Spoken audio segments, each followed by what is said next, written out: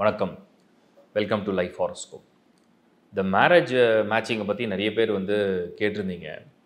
அதாவது எந்த ராசியை நம்ம அவாய்ட் பண்ணலாம். இப்போ மேஷம் முதல் மீனம் வரைக்கும் நீங்கள் திருமண வரன் இல்லை திருமண பொருத்தம் இல்லை கல்யாணம் ஆனவங்களாக இருப்பீங்க. ஒரு குழப்பம் வந்துகிட்டே இருக்கும்.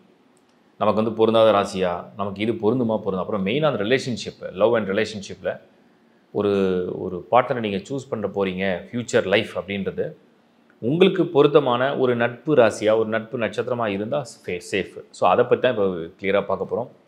ஒவ்வொரு ராசிக்கும் அவங்களுக்கு எதை அவாய்ட் பண்ணலாம், எதை அவாய்ட் பண்ணிட்டா, ஏன்னா செலக்ட் பண்ணுற சாய்ஸ் நிறைய இருக்கும், அவாய்ட் பண்ணுறது ரொம்ப கம்மியாக இருக்கும். அதை மட்டும் முடிஞ்ச அளவுக்கு தான் அவாய்ட் பண்ணிட்டீங்கன்னா சேஃப்.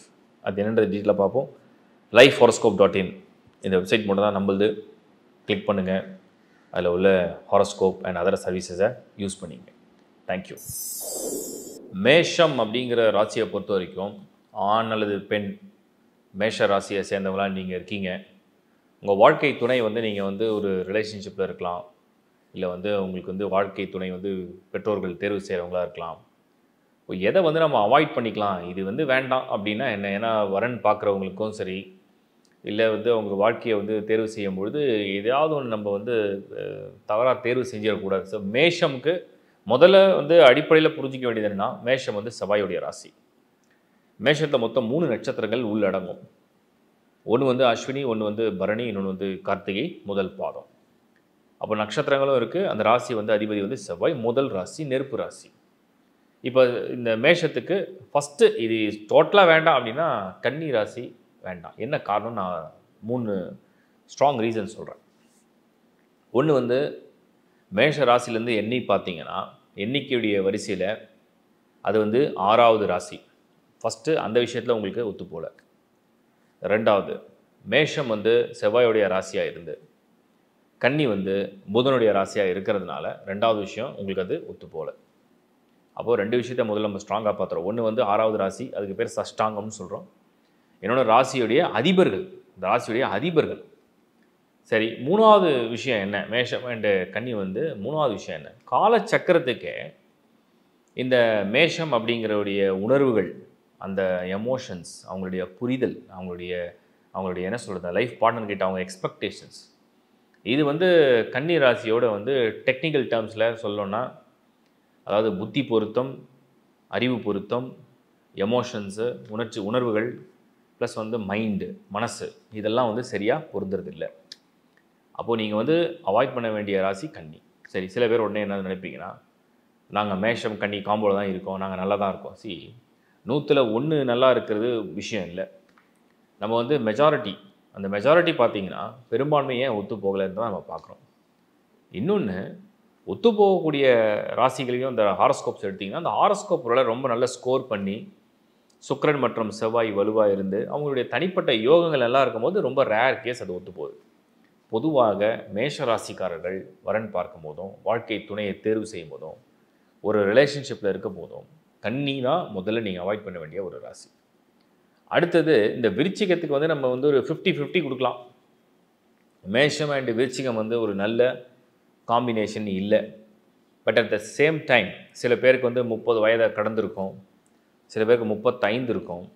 பட் விருச்சிகம் தான் வந்திருக்கும், வரன் வந்திருக்கும். அதுக்காக அதை டோட்டலாகவே தூக்கி போடலாமான்னா அப்படி சொல்ல முடியல. அதுக்கு என்ன காரணம்? அதில் ஒரு விஷயம் ஒத்து போகும் ரெண்டுத்துக்கும். செவ்வாயே 2 ராசிகளுக்கும் ராசிநாதனாக இருக்கிறதுனால அதில் கொஞ்சம் ஒரு ஒற்றுமைகள் ஏற்படும். பட் இங்கேயும் என்ன கேஸ் அப்படின்னா, மேஷம் டு விருச்சிகம் 8வது ராசி, விருச்சிகம் டு மேஷம் 6வது ராசி. இதுக்கு பேர் சஷ்டாங்கம் அப்படின்னு சொல்கிறோம். அப்போ சஷ்டாங்கங்களில் இந்த ராசிகள் பொருந்தி வருது, அதனால் அது வேண்டாம் அப்படின்னு அவாய்ட் பண்ணுறோம். அடுத்தது நம்ம பார்க்கும் பொழுது இது நீர் தத்துவம், அது நெருப்பு தத்துவம். ஸோ நீரும் நெருப்பும் அப்படிங்கிறத பெரிய லெவலில், ஏன்னா நீங்கள் உடனே யோசிப்பீங்க கடகராசியும் நீர் தானே அப்படின்ட்டு. கரெக்டு தான். ஆனால் இதுதானே 8வது இடத்துல வருது, அது 4ஆம் இடத்துல தானே வருது. ஸோ எல்லா வகையிலும் எதை ஒன்று அவாய்ட் பண்ணலாம் தான் நம்ம யோசிக்கும். ஸோ மேஷத்துக்கு விருச்சிகம் அப்படிங்கிற ராசியும் நீங்கள் அவாய்ட் பண்ணுறது கொஞ்சம் சேஃப். சரி, ஒரு வேளை வேறு வழி இல்லை, அதை தான் பண்ணணும், மற்ற எல்லா வகையிலையும் மேட்சிங் நல்லா இருக்குது அப்படின்னு நினச்சிங்கன்னா கேன் கன்சிடர். ஹாரோஸ்கோப்ஸ் தான் நல்லா இருந்ததுன்னா ஓகே. சில பேர் மேஷம் விருச்சிகம் ஒற்றுமையாக வாழ்வாங்க. அதுக்கு காரணம் அடித்தாலும் பிடித்தாலும் அந்த ராசிகளுடைய ராசி நாதன் ஒரே மாதிரி இருக்கிறதுனால ஒத்து போகுது. இது 2வது நீங்கள் மேஷத்துக்கு அவாய்ட் பண்ணுறது. 3வது ராசிகளின் அடிப்படையில் அப்படின்னு எடுத்திங்கன்னா மேஷத்துக்கு வேறு எந்த ராசியும் கண்டிப்பாக இதை அவாய்ட் பண்ணிவிடுங்க அப்படின்னு சொல்ல மாட்டோம் ராசிகளின் அடிப்படையில். பட் அங்கே இருக்கிற நட்சத்திரங்களுக்கு நம்ம வந்து ரஜ்ஜு பொருத்தத்தை பார்க்க வேண்டியது அவசியம். ஸோ நீங்கள் என்ன கிளாரிட்டி இன்றைக்கி எடுக்கணும்னா, மேஷ ராசியை சேர்ந்தவராக இருக்கீங்க அப்படின்ற பட்சத்தில் இந்த கன்னி ராசியும் விருச்சிக ராசியும் நீங்கள் அவாய்ட் பண்ணலாம். அதுலேயும் அந்த விருச்சிக ராசியை லாஸ்ட் ஆப்ஷன், வேறு வழியே இல்லைன்ற பட்சத்தில் தேர்வுக்கு நீங்கள் யோசிக்கலாம். இப்போது மேஷத்தை பொறுத்த வரைக்கும் இந்த இந்த ராசிகளிலேயே வந்து அதுக்கு எல்லாரும் டவுட் கேட்டது என்னென்னா, மிதுன ராசி பொருந்துமா? ஏன்னா கன்னி ராசிக்குடைய அதிபன் வந்து புதன், மிதுனத்துக்கும் புதன் தான் அதிபன். பட் மேஷம் அண்டு மிதுனம் வந்து இந்த காம்பினேஷன் போட்டு பார்த்தோம்னா ஐடியாலஜி வேணால் வித்தியாசம் வரும். அதாவது அவங்களுடைய அறிவுடைய அந்த சிந்தனை, அதோடைய செயல், இது கொஞ்சம் வித்தியாசப்படும். பட் அவங்களுக்கு வந்து ராசி பொருந்தவே பொருந்தாது, சுத்தமாக ஒத்து போகாது அப்படின்னு சொல்ல முடியும். ஏன்னா இது ஒரு வகையில் ஒரு ஸ்ட்ராங்கான ராசி மேஷம். மிதுனமும் வந்து நாலேஜ் வைஸ் வந்து ஒரு பக்கம் வந்து ஸ்ட்ராங். அதனால் வந்து அது சில சமயத்தை ஒத்தும் போகும். அவாய்ட் அப்படின்னா என்னென்னா, டோட்டலாக வந்து அது சரி வராது. லைஃப்பில் எப்போவுமே ஒரு முடிவுகள் எடுக்கிறதுல ஒரு உணர்வு பொருத்தம், வாழ்க்கையுடைய பொருத்தம், இதில் வந்து இந்த ராசிகள் தான் நம்ம அவாய்ட் பண்ண சொல்கிறோம். அதே மாதிரி வந்து நிறைய பேர் கேட்டது வந்து நட்சத்திரத்துக்கு இதெல்லாம் ரஜ்ஜு அப்படின்ற பற்றி கேட்டேன். ரஜ்ஜுக்கு தனியாக நான் வீடியோவும் பண்ணிட்டேன். பட் இன்னும் அடுத்தடுத்த செக்மெண்ட்டில் நம்ம வந்து அந்த திருமண பொருத்தத்தை நட்சத்திரத்துக்கு தனியாக இன்னும் டீப்பாக போக போகிறோம். ஸோ ஃபஸ்ட்டு இப்போ ராசியோடைய அவுட்லைன்னு மேஷம். அப்போ எல்லாமே தேர்வு செய்யலாமான்னா நிறைய பேர் டவுட் கேட்டால் மேஷத்துக்கு மேஷத்தையே பண்ணலாமா? மேஷ ராசி வாசஸ் மேஷ ராசி எப்படி இருக்கும்? காம்பினேஷன் நல்லா இருக்குமா? நட்சத்திரங்கள் வெவ்வேறாக இருந்து அதில் ஆண் நட்சத்திரம் முன் வந்து பெண் நட்சத்திரம் பின் வந்தால் அதை கொஞ்சம் கன்சிடர் பண்ணலாம். தசா சந்தி இருக்கக்கூடாது. தசா சந்தி இல்லாமல் இருக்கணும், அது ரொம்ப முக்கியம். அதை விட மேஷம் முடிஞ்ச அளவுக்கு அவாய்ட் பண்ணுறது நல்லது. முடிஞ்ச அளவுக்கு மேஷ ராசியும் கல்யாணம் பண்ணுறதை முடிஞ்ச அளவுக்கு அவாய்ட் பண்ணுறது நல்லது. ஏன்னா அது ஒரே ராசினால் குட் அண்ட் பேட் ஒன்றாவே சந்திக்கும். அதனால் அதை அவாய்ட் பண்ணுறது நல்லது. ஆண் ராசி ரொம்ப டாமினேஷன் இருக்கும். அதனால் கொஞ்சம் முடிஞ்ச அளவுக்கு அதை அவாய்ட் பண்ணலாம். ஸோ இப்போ ஒரு கிளாரிட்டி உங்களுக்கு கிடச்சிருக்கும். இதை உங்கள் நண்பர்களுக்கும் உறவுகளுக்கும் பகிர்ந்துங்க. தேங்க்யூ. இப்போ இந்த ராசி பொருத்தத்தை பற்றி நீங்கள் பார்த்தீங்க. ஏற்கனவே நிறைய பேர் என்ன கேட்டிங்கன்னா, இப்போ பொருத்தமான ராசி எதுன்னு கேட்டிங்க. பட் பொருத்தமான ராசி தனியாக வீடியோ பண்ணியிருக்கேன். எந்தெந்த ராசியை கல்யாணம் பண்ணால் எப்படி இருக்கணும் பண்ணியிருக்கேன். அடுத்த ஒரு செஷனில் நான் வந்து நட்சத்திரத்துக்கு டீப்பாக இன்னும் எடுத்துகிட்டு போகலாம். இப்போது இந்த பார்த்த வீடியோவில் உங்களுக்கு வந்து சிலருக்கு பொருந்தாத ராசி கூட சம்டைம்ஸ் பொருந்துகிற மாதிரி இருக்கும். அது தனிப்பட்ட ஹாரோஸ்கோப்புடைய பலனும் ப்ளஸ் வந்து அவங்கவுங்களுடைய இண்டிவிஜுவல் குணாதிசயங்கள்லாம் ஒரு ஹாரோஸ்கோப் ரொம்ப பாசிட்டிவாக இருக்கும். அவங்க எந்த ராசியை கல்யாணம் பண்ணாலுமே அட்ஜஸ்ட் பண்ணிட்டு போவாங்க. அந்த மாதிரி சில ராசிகள்லாம் உண்டு. ப்ளஸ் மீன்ஸ் அந்த பிளானட்டரி பொசிஷன் இருக்கும். ஸோ அதையும் நீங்கள் கலந்து புரிஞ்சுங்க. அதே மாதிரி திருமண பொருத்தத்துக்கு நிறைய பேர் கேட்ட காமனான கேள்விகள்லாம் இருக்குது. அது என்னென்னா, ரஜ்ஜு முக்கியமா? அப்புறம் வந்து இந்த வசிய பொருத்தம்னு இருக்கே, அது வசியமாக இருந்தால் எல்லாமே அட்ஜஸ்ட் ஆகி போயிடுமேன்னு கேட்குறாங்க. அப்புறம் கணப்பொருத்தத்தை பற்றி ஒரு இது டவுட் இருக்குது. இதில் வந்து எப்படிங்க இது கணப்பொருத்தம் ரொம்ப முக்கியமானு கேசி, எல்லா பொருத்தமும் முக்கியம்தான். கணம்னா என்னென்னா மனித கணம், தேவகணம், ராட்சச கணம். அப்போ அவங்களுடைய அணுகுமுறைகள் ஒன்று இருக்குது. ஒரு மனிதனுடைய அணுகுமுறைகள், மனிதன் மாதிரி அவன் திங்க் பண்ணி செயல்படுவானா, ஒரு ராட்சசன் போல் அந்த வேகம் இருக்குமா, ஒரு தேவகணம்னா தேவர்கள் போல், அதாவது ரொம்ப சாத்விகமாக இருக்குமா அப்படிங்கிறது தான் அதோடைய வித்தியாசங்கள். ஸோ அது ஒரு ப்ரையாரிட்டியாக கேட்டிங்கன்னா அதுக்கு ஒரு அம்சம் இருக்குது.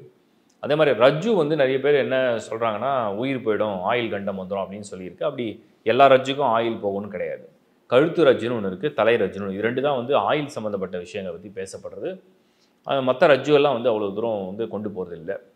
அடுத்தது வந்து நம்ம பார்க்குறது என்னென்னா, இந்த நட்சத்திரங்களுடைய பொருத்தத்தை தின பொருத்தம் ரொம்ப முக்கியமாக. ஏன்னா க்ளோஸாக இருக்கிற ஸ்டார்ஸ்லாம் கல்யாணம் பண்ண வேண்டாம்னு சொல்கிறாங்களே. பொதுவாகவே பெண்ணுடைய நட்சத்திரத்தை வந்து ஆணுடைய நட்சத்திரம் 7 அல்லது 13 நட்சத்திரத்தில் கடந்திருந்தால் நல்லது. 13 கடந்தால் ரொம்ப நல்லது, குறைஞ்சபட்சம் 7 கடந்தால் நல்லது. ஸோ இது நட்சத்திரங்கள். அப்போது வந்து ஒரு பொருத்தம் எடுக்கும்போது நிறைய ஆஸ்பெக்டில் பார்க்கணும். தோஷங்கள் இருக்கான்னு பார்க்கணும், தோஷம் இல்லாத ஜாதகத்தை பார்க்கணும். அதே மாதிரி ராகுவால் தோஷம் வருதா, இல்லை வந்து செவ்வாயால் வருதா, இல்லை சனியால் வருதா, இல்லை கலஸ்திர ஸ்தானமே தோஷம் அடைஞ்சிருக்கா, இல்லை குரு சுக்கிரன் சுபர்கள் கெட்டு போயிருக்காங்களா, இப்படி நீங்கள் வந்து டிஃப்ரெண்ட்டாக பார்க்க கற்றுக்கணும். ஸோ இப்போ நம்ம கொடுத்துருக்க இந்த வீடியோ என்னென்னா, எதை வந்து ராசியில் அவாய்ட் பண்ணலாம். ஏன்னா ராசிங்கிறது எமோஷன், ராசிங்கிறது மைண்டு. ஒரு மனிதன் தினமும் சிந்திக்கிறது, செயல்படுறது, அவன் புரிஞ்சிக்கிறது, அவன் யோசிக்கிறது, அவன் பழகிறது, அவன் அணுகுமுறை செய்கிறது, இதுதான் ராசி. அப்போது தனக்கு நட்பான ஒரு ராசியை தேர்வு செய்யும்போது அந்த வாழ்க்கையை இனிக்கும். தனக்கு நட்பில்லாத ராசியை தேர்வு செய்யும்போது அந்த வாழ்க்கையில் வந்து சில கசப்பான அனுபவங்களை சந்திக்கிறதுனால அதை முடிஞ்ச அளவுக்கு அன்ஃபேவராக செலக்ட் பண்ண வேணான்றதான் கருத்து. சரி, சில பேர் உடனே ஒரு கேள்வி இருக்கும், செலக்ட் பண்ணிட்டோம், ரிலேஷன்ஷிப்பில் இருக்கும், நீங்கள் சொல்கிற பொருந்தாத ராசியில் தான் லிஸ்ட்டில் வருது. உதாரணத்துக்கு மேஷ ராசிக்காரன் நான் வந்து கன்னி ராசி பெண்ணை வந்து நேசிக்கிறேன், அப்புறம் இந்த பக்கம் நான் விருச்சிக ராசி பெண், எனக்கு வந்து மிதுன ராசி தான் பையன் வந்திருக்கான். ஸோ இந்த மாதிரிலாம் நிறைய பேர் சொல்லுவாங்க. அதே மாதிரி கும்ப ராசியில் பிறந்து சிம்மத்தை வந்து இல்லைனா கடகத்தை வந்து கல்யாணம் பண்ணுவாங்க. கும்பம் அண்ட் கடகம், மகரம் அண்ட் சிம்மம் இதெல்லாம் பொருந்தாத ராசிகள்னு வச்சுங்களேன். ஸோ இப்படி இருக்கும்போது அது என்ன பண்ணுறது அப்படின்னா, அப்போ அவங்களோட இண்டிவிஜுவல் ஹாரோஸ்கோப்பில் அந்த ஸ்கோர் நல்லா இருந்ததுன்னா அந்த வாழ்க்கையை வந்து காப்பாற்றி கொண்டு போகும். ஸ்கோர் நல்லா இருந்தால் என்னென்னா மனஸ்தாபங்கள் மன வருத்தங்களோட அனுசரித்து அட்ஜஸ்ட் பண்ணி தான் அந்த வாழ்க்கையை கொண்டு போகணும். இந்த புரிதலோடு பாருங்கள். சப்ஸ்கிரைப் பண்ணிங்க. இந்த வீடியோ பிடிச்சிருந்தால் லைக் பண்ணுங்கள். உங்கள் நண்பரோட ஒரு ஷேர் பண்ணுங்கள். lifehoroscope.in மேரேஜ் மேட்சிங்க்கும் ஒரு ஆப்ஷன் கொடுத்துருக்கோம், ஒரு சர்வீஸ் ஆட் பண்ணியிருக்கோம், அதையும் பயன்படுத்திங்க. ப்ளஸ் டீட்டெயில் ஹாரோஸ்கோப் ப்ரெடிக்ஷனும் மேரேஜ் மேட்சிங் இருக்குது. தேங்க்ஸ் ஃபார் வாட்சிங் லைஃப் ஹாரோஸ்கோப். மறுபடியும் உங்களை சந்திக்கிறேன். Bye from Shankar Narayan. வணக்கம்.